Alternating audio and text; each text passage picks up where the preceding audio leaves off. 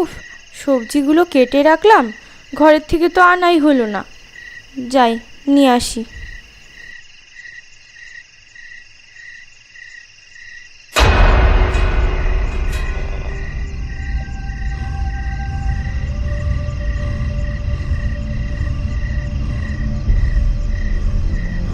ও ও, ওরে বাবা, ওই দুটো কি, দুটো চোখ জল জল করতেছে।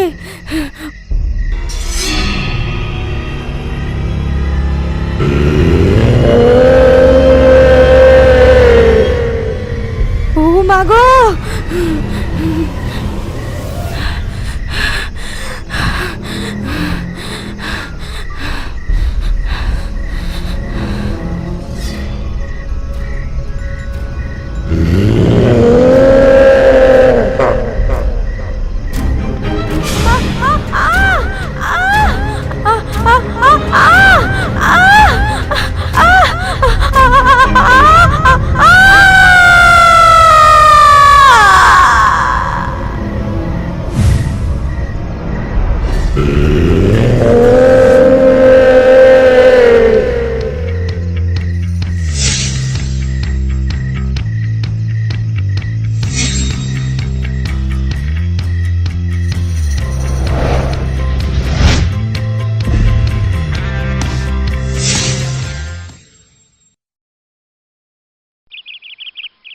দাদা বাবু, দাদা বাবু, আমাদেরকে বাঁচান, দাদা বাবু।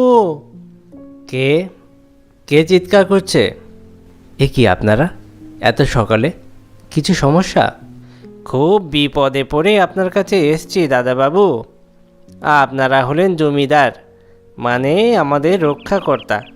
আমাদের এই দুর্দিনে আপনি ছাড়া যে আর কোনো উপায় নেই দাদা বাবু। হ্যাঁ হ্যাঁ, অবশ্যই অবশ্যই, আমি আমার সাধ্যমতো চেষ্টা করব, কিন্তু সমস্যাটা কি সেটা তো বলবেন। আমাদের গ্রামে এক ভয়ঙ্কর দানব ঘুরে বেড়াচ্ছে। প্রায় রাত্রেই কোনো না কোনো গ্রামবাসী তার শিকার হচ্ছে। দানব? কি বলছেন আপনারা? হ্যাঁ গো দাদাবাবু, দানবই বটে। যারা যারা দেখেছে তারা বলছে ওইটাকে দেখতে একদম নেকড়ের মতন, খালি মুখের আকৃতিটা আলাদা। খুব ভয়ঙ্কর। ওর সামনে কোনো মানুষ পড়লে তাকে না মেরে ওর শান্তি হয় না। সে কি, এ তো সত্যিই ভয়ঙ্কর। প্রথম কথা হলো আমাদেরকে সতর্ক থাকতে হবে। তাই আপনাদের কাছে আমার অনুরোধ, আপনারা সবাই সাবধানে থাকবেন। রাত্রিবেলা ঘর থেকে কেউই বেরোবেন না। আমি দেখছি কি করা যায়। আমি আমার দিক থেকে যা করণীয় তা সব কিছুই করব। রায়বাহাদুর উত্তরবঙ্গের কোনো একটি গ্রামের জমিদার বংশের ছেলে। জমিদারি প্রথা আজকাল উঠে গেছে। রায়বাহাদুর এখন ব্যবসা বাণিজ্য নিয়েই থাকে। তার বাপ ঠাকুরদার আমলে বিষয় সম্পত্তি ছিল অনেক, এখন সেসব কিছু নেই। তবে যতটুকু আছে তার পরিমাণও নেহাত কম নয়। তার বাবা ছিল একজন খুব ভালো জমিদার। গ্রামের মানুষের সুখে দুঃখে তাদের পাশে যে দাঁড়াতেন তিনি। গ্রামের মানুষজনও তাকে খুব ভালোবাসতেন এবং শ্রদ্ধা করতেন। সেই কারণেই জমিদারি প্রথা উঠে গেলেও গ্রামের মানুষজন রায়বাহাদুরের পরিবারকে একই রকমভাবে সম্মান করে। গ্রামের মানুষ এখন একটি ভয়ঙ্কর সমস্যার সম্মুখীন হয়েছে। তাদের গ্রামে একটি নেকড়ে রূপী দানবের দেখা পাওয়া গেছে।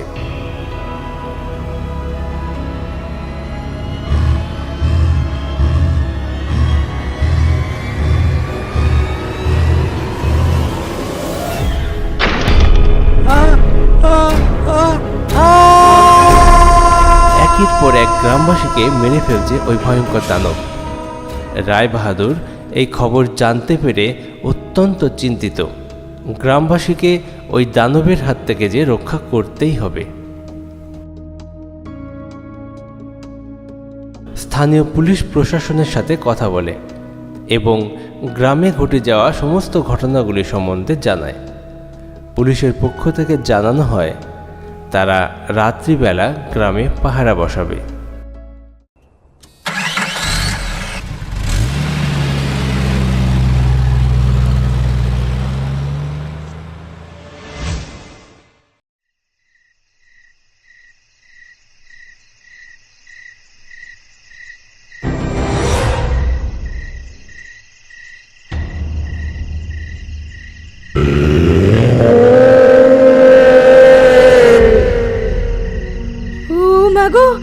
ঘরের কাছে এসছে মনে হয় ওই দানবটা।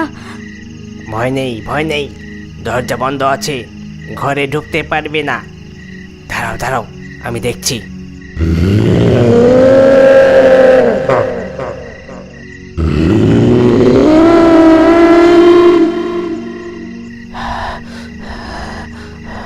কি ভয়ঙ্কর, কি ভয়ঙ্কর, কি ভয়ঙ্কর!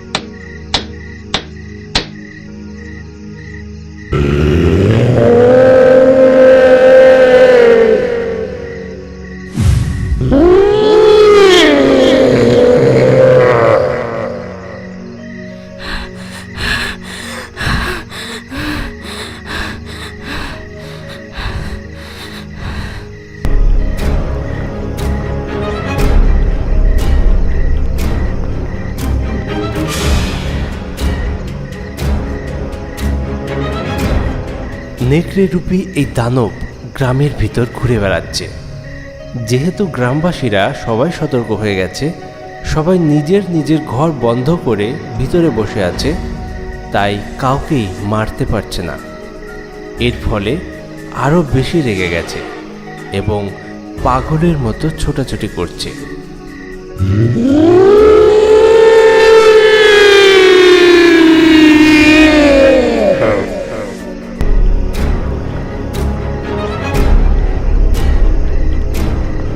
ছুটতে ছুটতে পৌঁছে যায় রায় বাহাদুরের বাড়ির সামনে এবং দাঁড়িয়ে গর্জন করতে থাকে।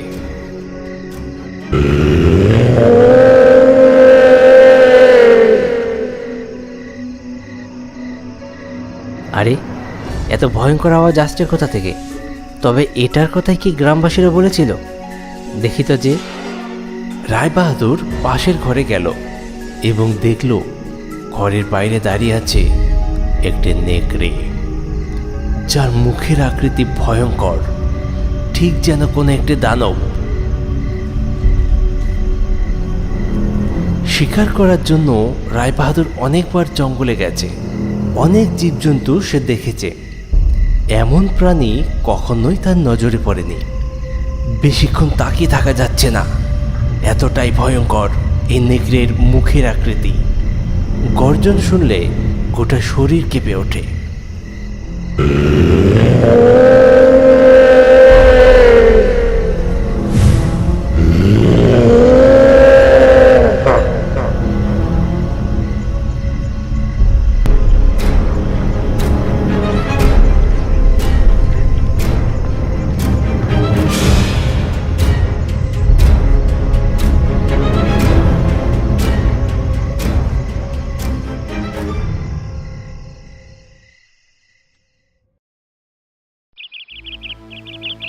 পরের দিন সকালে রায়বাহাদুর গ্রামবাসীদেরকে ডেকে পাঠায় এবং তাদেরকে বলে, দেখুন, আমি ওই প্রাণীটিকে দেখেছি। আপনারা ঠিকই বলেছেন, ওই প্রাণীটিকে দানবী বলা চলে। আমি স্থানীয় পুলিশ প্রশাসনকে জানিয়েছি সমস্ত বিষয়, তারা তাদের মতো চেষ্টা করবে। তবে আমাদেরও হাত গুটিয়ে বসে থাকলে চলবে না। আমি একটা সিদ্ধান্ত নিয়েছি, রাত্রিবেলা আমি নিজে বন্দুক নিয়ে বেরোবো। শিকার করার অভ্যেস আমার আছে। আমার বন্দুকের সামনে ওই প্রাণী কোনোভাবেই টিকতে পারবে না। তবে এই কাজের জন্য আমার আপনাদের সাহায্যের প্রয়োজন। আমার সঙ্গে আপনাদের মধ্যে যে কোনো দুজনকে যেতে হবে। গ্রামের মানুষের স্বার্থে না হয় আমরা দুজন আপনার সাথে যাব। তবে দাদাবাবু, বিষয়টা আরেকটু ভেবে দেখলে হতো না? ওই দানবের সামনে যাওয়া মানে একরকম প্রাণ হাতে নিয়ে যাওয়া। এছাড়া আমাদের কাছে আর কোনো উপায় নেই। নিজের গ্রামের মানুষকে এই দানবের হাত থেকে রক্ষা করতে গেলে এইটুকু ঝুঁকি আমাদের নিতেই হবে। ঠিক আছে, আমরা আপনার সাথে আছি। হ্যাঁ হ্যাঁ, আমরা আপনার সাথে আছি। হ্যাঁ হ্যাঁ, আমরা আপনার সাথে আছি।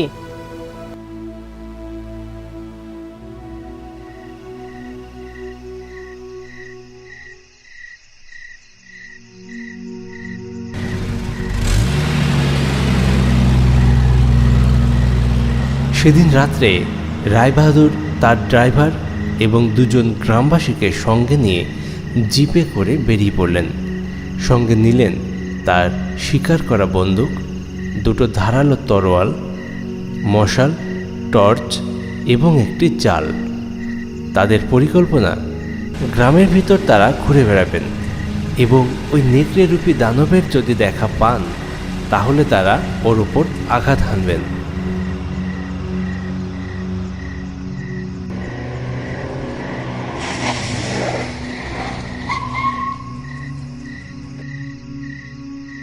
প্রায় মধ্যরাত হয়ে গেল, তারা ঘুরে বেড়াচ্ছে, কিন্তু কোনো জায়গাতেই তারা ওই দানবের দেখা পেল না। অন্যদিন গর্জন করতে শোনা গেলেও আজকে সেই শব্দও নেই।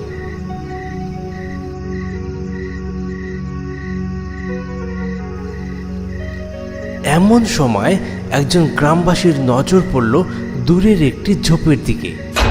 অগ্নিপিণ্ডের মতো দুটো চোখ জ্বলজ্বল করছে।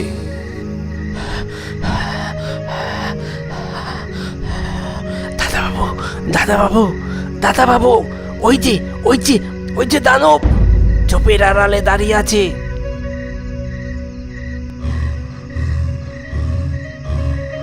ভয় পেও না, ভয় পেও না, ভয় পেলে ওই দানবের সাথে লড়াই করতে পারবে না।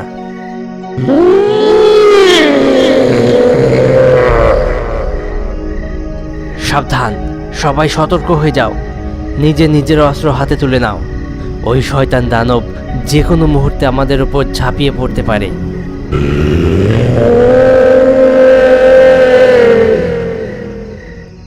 রায়বাহাদুর গাড়ি থেকে নেমে দাঁড়ালো এবং ওই নেকড়ের দিকে বন্দুক তাক করে পজিশন নিল। দুজন গ্রামবাসীও হাতে তরোয়াল নিয়ে গাড়ি থেকে নেমে দাঁড়ালো। এমন সময়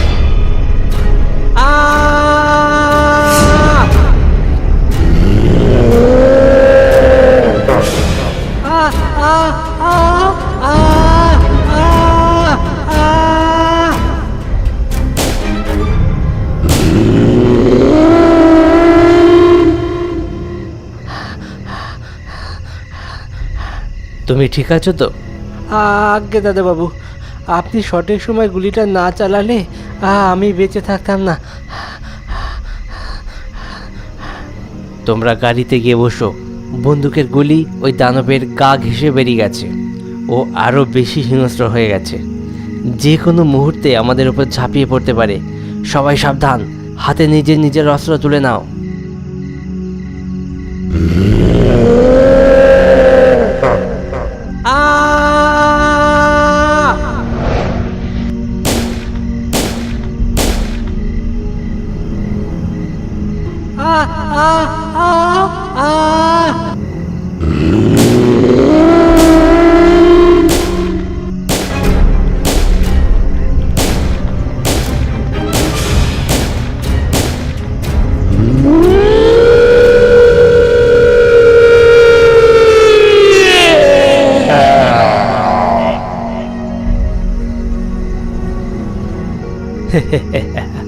গুলি লেগেছে। বেঁচে যদি থাকেও ও এই এলাকায় আর আসবে কিনা সন্দেহ আছে। এই ঘটনার পরও রায়বাহাদুর প্রায় প্রতি রাতেই বন্দুক নিয়ে গোটা গ্রামে পাহারা দিত। প্রায় 1 মাস সময় পার হয়ে যাবার পরেও ওই দানবের আর দেখা পাওয়া যায়নি। হয়তো ওই দানব গ্রাম ছেড়ে চলে গেছে। আজকের মতো গল্প এখানে শেষ করছি। পরবর্তী ভিডিও নিয়ে ফিরে আসছি খুব তাড়াতাড়ি। আমাদের ভিডিও দেখার জন্য আপনাদেরকে অসংখ্য ধন্যবাদ। প্লিজ ভিডিওগুলো শেয়ার করুন। সাবস্ক্রাইব না করে থাকলে সাবস্ক্রাইব করুন। ভালো থাকুন, দেখতে থাকুন ফানি টুনস বাংলার মজার মজার গল্প।